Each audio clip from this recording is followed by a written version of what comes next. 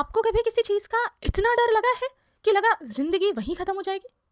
Deep water एक ऐसी कहानी है जो बताती है कि कैसे डर इंसान को अंदर से तोड़ सकता है और कैसे उस डर को जीतने से जिंदगी बदल सकती है।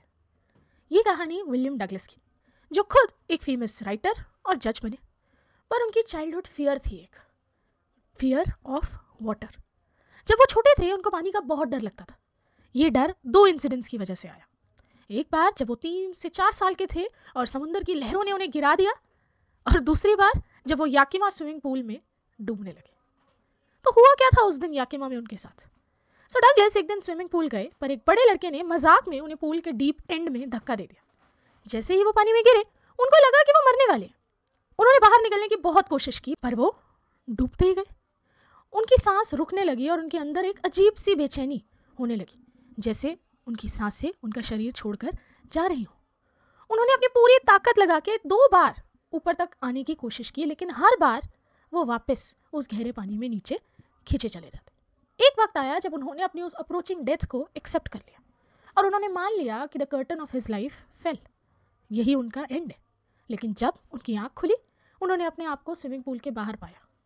लकीली उस दिन उन्हें किसी ने बचा लिया, लेकिन इस इंसिडेंट के बाद डगलस को पानी से बहुत ज़्यादा डर लगने लगा। वो पूल्स और नदियों से दूर भागने लगे। एक छोटी सी गलती की वजह से उनकी पूरी लाइफ बदल गई, पर उन्होंने डिसाइड किया कि वो डर के साथ नहीं जिएंगे।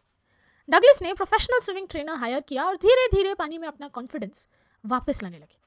उन्होंने एक एक स्टेप प्रैक्टिस किया, ब्रीदिंग, पैडलिंग, फ्लोटिंग, और धीरे धीरे उनका डर खत्म होने लगा। फिर एक दिन उन्होंने खुद को टेस्ट करने के लिए लेक वेंटवर्थ में अकेले स्विमिंग करने का डिसाइड किया, क्योंकि उस दिन से पहले तक ट्रेनर हमेशा उनके साथ होता था।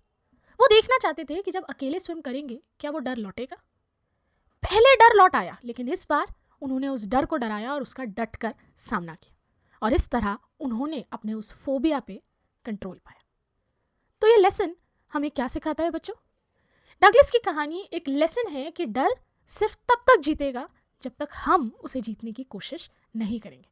अगर हम किसी फियर से भागेंगे वो हमेशा हमारी ज़िंदगी कंट्रोल करेगा, पर अगर हम डटकर उसका सामना करें तो हम उस पर जीत पा सकते हैं।